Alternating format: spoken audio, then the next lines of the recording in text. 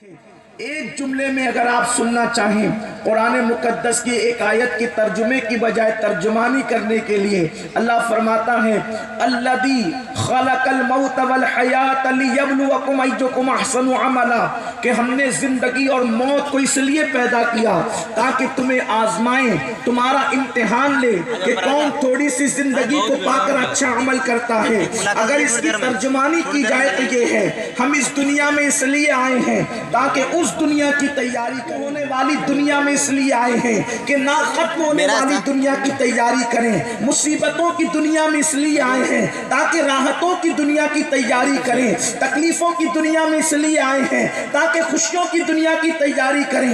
یہ دنیا ختم ہوگی، یہ دنیا فنا ہوگی، اور اس دنیا کے بعد ایک دنیا ہے جسے آخرت کہتے ہیں۔ اور اللہ اکبر، انسان کے دو ہی ٹھکانے ہوں گے، منزلیں دو ہیں، اس کا انتخاب آپ کو کرنا ہے۔ بہت دل کے کانوں سے آپ کو گفتگو سننی ہے، میں بہت دیر تک کے گفتگو نہیں کروں گا، میں آپ کے بس جتنا ذوق آپ کا سلامت رہے گا۔ منزلیں دو ہیں، منزل کا انتخاب آپ کو کرنا ہے۔ قرآن نے بھی بیان کر دیا دو منزلیں کون سی ہے، ایک کو جنت کہتے ہیں، ایک کو جہنم کہتے ہیں۔ اب آپ کہاں جانا چاہتے ہیں؟ یاد رکھیں، انسان جب منزل کا انتخاب کرتا ہے تو اسی راستے پر چلتا ہے۔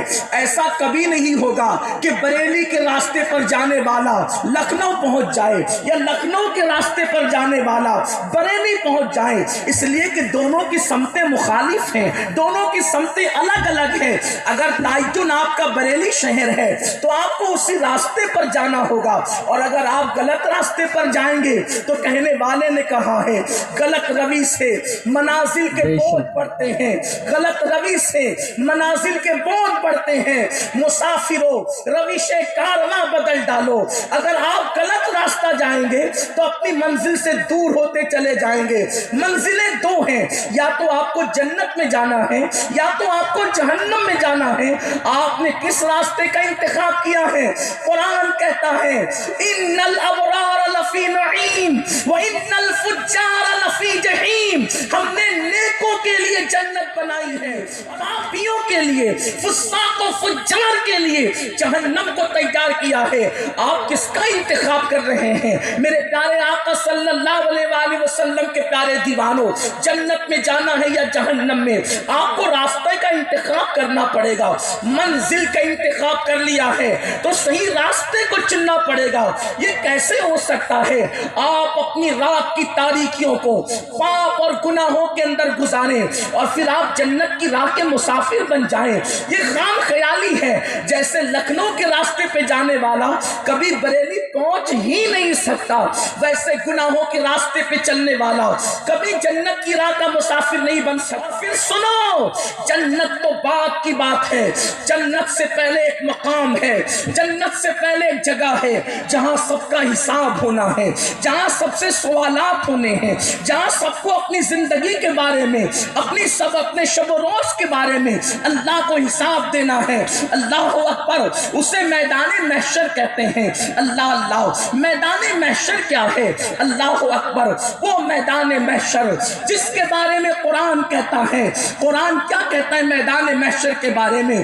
قرآن کہتا ہے یوم یقوم الروح والملائکہ صفا لا یتکلمون الا من اذن، کہ قیامت کا دن وہ دن ہوگا، قیامت کا دن وہ دن ہوگا جس دن جبریل امین اور ان کے ساتھ سارے ملائکہ اللہ کے خوف سے، اللہ کی ہیبت سے تھر تھر کانپتے ہوں گے۔ ذرا میری قوم کے جوان یہ سوچتے ہیں، کبھی آپ نے سوچا وہ معصوم وجود جن کو فرشتہ کہتے ہیں، فرشتہ جن کو کہا جاتا ہے، اور وہ بھی فرشتوں کے سردار جبریل امین سید الملائکہ، جب اللہ کے خوف سے میدان محشر میں کانپ رہے ہوں گے، اس وقت ہمارا کیا انجام ہوگا؟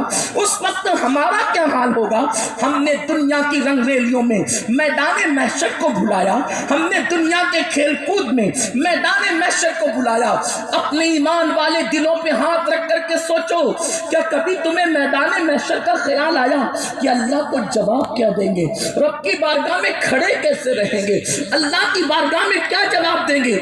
اور سن لو، ام المومنین سیدہ عائشہ صدیقہ رضی اللہ تعالی عنہ فرماتی ہیں میں نے اپنے نبی کو دعا کرتے دیکھا اے اللہ میرے حساب میں آسانی فرما، سبحان اللہ، اللہ میرے حساب میں آسانی فرما۔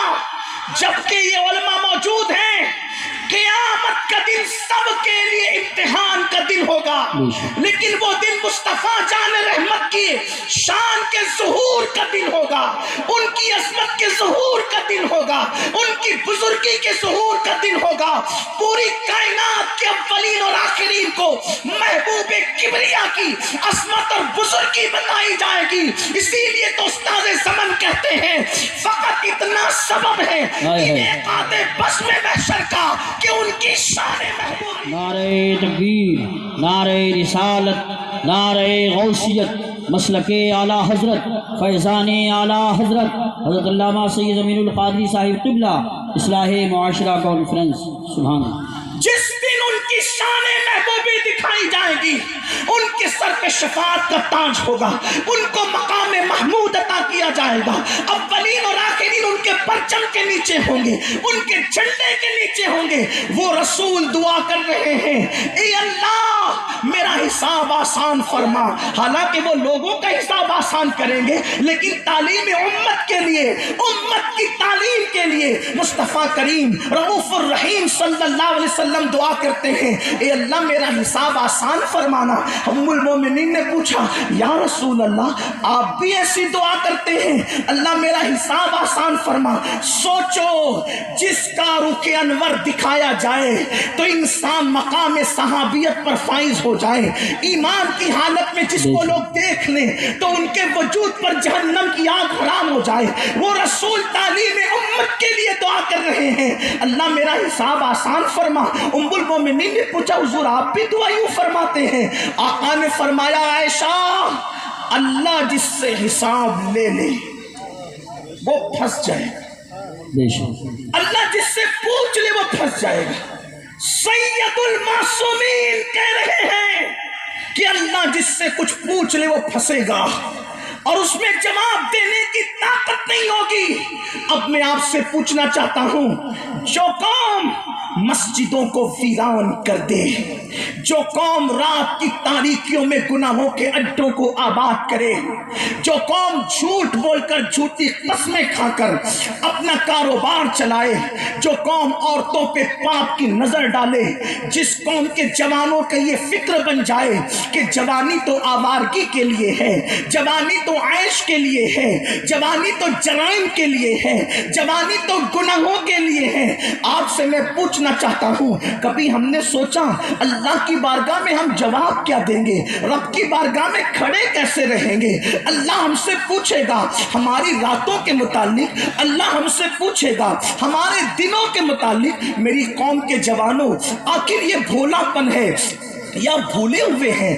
آپ بھولے ہیں یا بھولے ہوئے ہیں؟ آپ سے میں پوچھنا چاہتا ہوں جس نبی نے بلکہ قرآن مقدس کی 6666 آیتوں کے اندر 1/3 آیتیں آپ کو میدان محشر کی دعوت دے رہی ہے، آپ کو آخرت کی فکر دے رہی ہے۔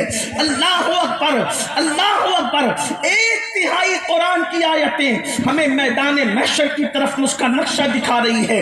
اللہ ہم سے کیا کیا پوچھے گا اور کتنا پوچھے گا؟ قرآن کہتا ہے فَمَن يَعْمَلْ مِثْقَالَ ذَرَّةٍ خَيْرًا يَرَهُ وَمَن يَعْمَلْ مِثْقَالَ ذَرَّةٍ شَرًّا يَرَهُ۔ ایک ذرے کے برابر تم نے نیکی کی ہوگی اللہ تم سے اس کے متعلق بھی پوچھے گا، ایک ذرے کے برابر تم نے گناہ کیا ہوگا اللہ تمہیں اس کو بھی دکھائے گا۔ میری قوم کے جوانوں ہم نے اپنی زندگی کو کہاں ڈالا؟ گفتگو کو طول نہ دیتے ہوئے جلدی سے اپنے مقصد کی طرف آتا ہوں۔ وہ قیامت کا دن کیسا ہوگا تھوڑا سا اس کی طرف ہم جھانک لیتے ہیں، تھوڑا اس کا منظر دیکھتے ہیں، تھوڑا اس کے حالات کا جائزہ لیتے ہیں۔ اللہ اکبر۔ میرے آقا علیہ الصلوۃ و تسلیم کے غلاموں، میرے آقا مصطفیٰ جان رحمت کے دوسرے جانشین امیر المومنین، غیظ المنافقین، امام المجاہدین، اللہ اکبر، امت محمدیہ میں صدیق اکبر کے بعد جو دوسرے نمبر کی شخصیت ہے سیدنا فاروق اعظم رضی اللہ تعالیٰ عنہ۔ فاروق اعظم ایک دن جناب کعب احبار سے کہتے ہیں، اے کعب، یہ کعب احبار تابعین میں سے ہیں، لیکن یہ آسمانی کتابوں کے جو ہے وہ اللہ اکبر عالم تھے، اور انہوں نے عیسائیوں کی کتابیں بھی پڑھی تھی، یہودیوں کی کتابیں بھی پڑھی تھی، اور پھر مسلمان بھی ہوئے تھے۔ اللہ اکبر۔ جناب کعب احبار سے ایک مرتبہ سیدنا فاروق اعظم نے کہا، اے کعب، ذرا مجھے تو ایسی باتیں بتا کہ جس کی وجہ سے میرے دل میں اللہ کا ڈر پیدا ہو، اللہ کا خوف پیدا ہو، اللہ کی خشیت زیادہ ہو جائے۔ دیکھو ہم لوگ وہاں سے بھاگنے لگتے ہیں جہاں اللہ کے خوف کی بات ہو، اللہ کی خشیت کی بات ہو، وہاں سے ہم بھاگنے لگتے ہیں۔ بلکہ کبھی کبھی کہتے ہیں مولانا آپ ہمیں اتنا نہ ڈرائیں، کیا میدان محشر کے اندر ہمیں فلاں بزرگ کی مدد نہیں ہوگی، فلاں بزرگ کی مدد نہیں ہوگی؟ میں نے کہا اللہ کے بندے سب کی مدد ہوگی، میں کسی کی مدد کا منکر نہیں ہوں، لیکن جس کی بھی مدد ہوگی باذن اللہ ہوگی۔ بے شک بے شک۔ اور تو یہ کیا لکھا کر لایا؟ جرائم کے حوالے سے بے فکر ہو جائے گا اور تیری بخشش ہو جائے گی۔ یہاں پر امام اہل سنت سیدی اعلیٰ حضرت کے والد بزرگوار کا ایک جملہ مجھے بہت خوبصورت لگتا ہے۔ امام المتکلمین مولانا نقی علی خان علیہ رحمت و رضوان لکھتے ہیں، اللہ کو کریم جان کر گناہ کرنے والے، اللہ کو کریم جان کر گناہ کرنے والے، اللہ کو قادر جان کر تو زہر کیوں نہیں کھاتا؟ جب وہ کریم ہے، جب وہ کریم ہے تیرے گناہوں پہ تجھے بخش دے گا، تو وہ قادر بھی تو ہے، زہر کھانے کے بعد وہ تجھے زندگی بھی دے سکتا ہے۔ لیکن تو نے اسے کریم جان کر گناہ تو کیا، لیکن تو نے اسے قادر جان کر کبھی زہر نہیں کھایا۔ گویا کہ تو خود فریبی کا شکار ہے، تو شیطان فریبی کا شکار ہے۔ اللہ کو کریم جاننے کا مطلب یہ نہیں کہ تم زنا کے اڈوں کو بے حیائی کے ساتھ آباد کرتے رہو اور پھر سوچو کہ اللہ کریم بخش دے گا، تم مسجدوں کو ویران کرتے رہو اور پھر سوچو کہ اللہ بخش دے گا۔ ارے اللہ کو کریم جاننے کا مطلب یہ ہے کہ تم نیک عمل کرتے رہو اور پھر اس سے ڈرتے ہوئے سوچو کہ وہ اپنے کرم سے میرے اعمال کو قبول کرے گا اور اپنے فضل سے مجھے جنت عطا مجھے بخش دے گا۔ میرے آقا صلی اللہ علیہ وسلم کے دیوانوں، حضرت فاروق اعظم جیسی ہستی جن کو میرے نبی نے جنت کی بشارت دی ہے، جن کو میرے آقا نے جنت کی بشارت دی، اللہ اکبر، میں اپنی قوم پر کتنا روؤں یا کیا رونا رویا جائے، کتنے دکھڑے کی بات کی جائے۔ یاد رکھیے ہمارے پاس تو کوئی گل و بلبل کی باتیں نہیں ہیں، ہمارے پاس تو قوم کا یہی دکھڑا ہے۔ لیکن آپ کے سامنے اگرچہ میری گفتگو خشک ہوتی ہے، لیکن میں آپ سے یہی کہنا چاہتا ہوں، نہ میں خطیب ہوں نہ ادیب ہوں، میرے دل کا درد میں آپ کے دلوں کے دروازے تک اندھیلنا چاہتا ہوں۔ اے غافل قوم، اے میری قوم کے جوانوں، تم گناہوں میں ڈوب کر جنت کے خواب دیکھتے ہو، تم گناہوں میں ڈوب کر کے جنت کے خواب دیکھ رہے ہو۔ اور بڑی معذرت کے ساتھ میں یہ رونا بار بار روتا ہوں، ہمارے اسٹیجوں کا حال بھی یہ ہو گیا ہے کہ ہم چہرے دکھا کر کے جنت بانٹ رہے ہیں۔ نہیں، ہم اپنی غافل قوم پر اتنا ظلم نہ کریں۔ جو قوم جمعہ کی 2 رکعت کے سوا اور کچھ جانتی ہی نہیں ہو، اس قوم کو چہرے دکھا کر ہم جنت کب تک تقسیم کرتے رہیں گے؟ بڑی معذرت کے ساتھ ہم جن کے چہرے دکھا کے جنت بانٹ رہے ہیں، کیا ان لوگوں کا بھی جنت میں جانے کا کوئی آپ نے سرٹیفکیٹ حاصل کیا ہے؟ اللہ اکبر، میں آپ کے سامنے ان ہستیوں کا ذکر کرنے لگا ہوں۔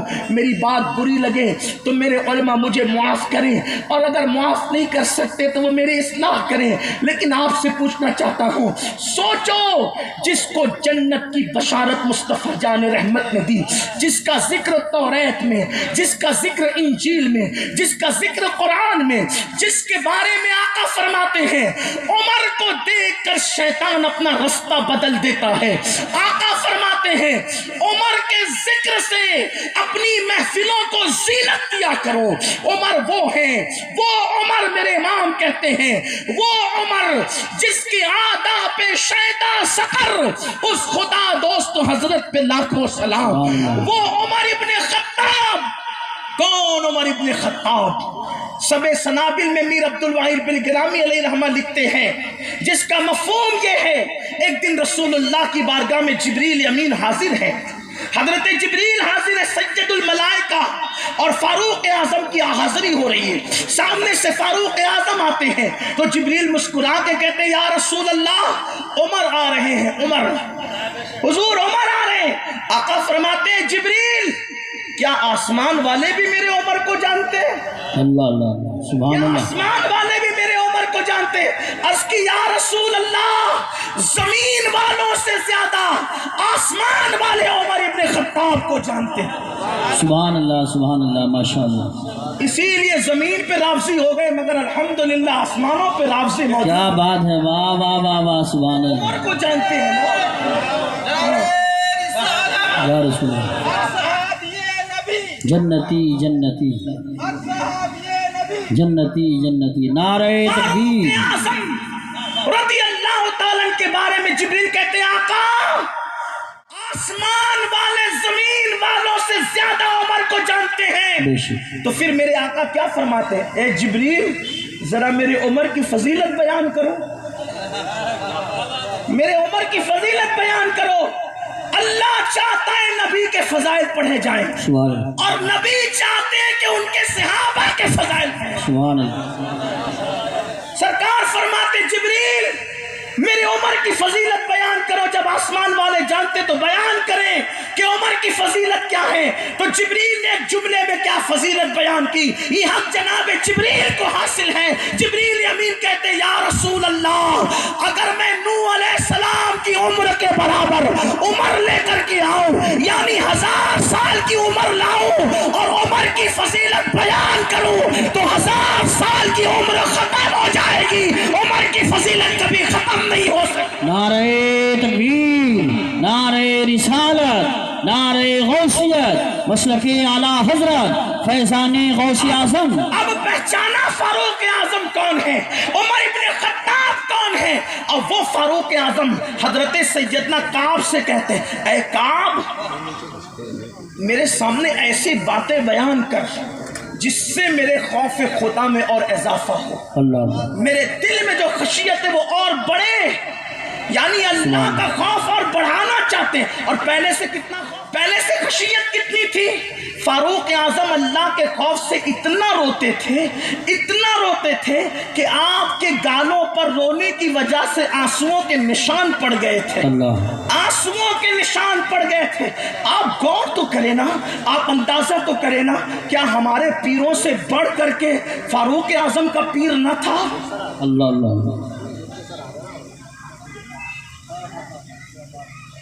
فاروق اعظم کا پیر تو مالک جنت، بے شک، فاروق اعظم کا پیر تو باعث وجہ تخلیق کائنات، بے شک، کائنات کی تخلیق کا باعث، جس کے بارے میں لولاک آتا ہے کہ محبوب آپ کو پیدا کرنا نہ ہوتا تو ہم کائنات پیدا نہ کرتے۔ جو صاحب لولاک ہو وہ فاروق اعظم کے پیر مصطفیٰ جان رحمت، ان کے ہاتھوں میں ہاتھ دیا تو قرآن کہتا ہے محبوب بیعت رضوان میں فاروق اعظم بھی ہے نا، اے محبوب انہوں نے آپ کے ہاتھ پہ بیعت نہیں کی ہے، ہاتھ کس کے ہیں محبوب؟ انہوں نے آپ کے ہاتھ پہ نہیں بلکہ اللہ کے ہاتھوں پہ دست قدرت پر انہوں نے بیعت کی۔ سبحان اللہ ماشاءاللہ، یہ فاروق اعظم ہے۔ اور کہتے ہیں کعب ذرا ایسی بات بیان کر، بے شک، کعب ذرا ایسی بات،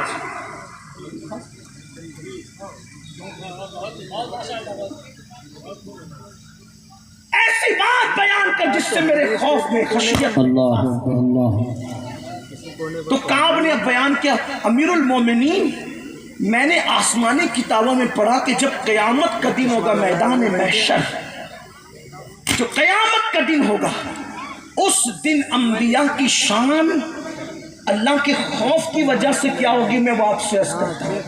کعب آبار کہہ رہے ہیں، کعب کہتے ہیں امیر المومنین جب جہنم لائی جائے گی، قیامت کے دن میدان محشر میں جب جہنم لائی جائے گی تو جہنم کو اس شان سے لایا جائے گا کہ اس کے منہ میں آگ کی 70,000 لگام ہوگی، اللہ، اور فرشتے اس کو کھینچ کر لائیں گے، اور جب کھینچ کر لائیں گے تو انبیاء کرام جب جہنم کی آگ کو دیکھیں گے، وہ انبیاء جو معصوم، اللہ کے مقبول، اللہ کے محبوب بندے، وہ اللہ کی خشیت سے اور اللہ کے خوف سے ان کی شان یہ ہوگی کہ حضرت سیدنا موسیٰ کلیم علیہ السلام، ابراہیم خلیل علیہ السلام، عیسیٰ کلمۃ اللہ روح اللہ علیہ السلام، یہ سب لوگ اللہ اکبر جناب خلیل اپنے گھٹنوں کو زمین پر ٹیک کر اللہ کی بارگاہ میں عرض کریں گے، مولا جو تو نے مجھے مقام خلت عطا کیا تھا، اس مقام خلت کا واسطہ آج ابراہیم کو تو اپنی امان عطا کر دے۔ آج ابراہیم تجھ سے کچھ نہیں مانگتا، تو ابراہیم کو امان عطا کر۔ آج کے دن میدان محشر میں خلیل اللہ کی امان چاہ رہے ہوں گے، اللہ کی امان طلب کر رہے ہوں گے۔ سوچو مسلمانوں، وہ مسجد بنانے والے صرف نہیں، وہ بانی کعبہ ہے جس نے کعبہ بنا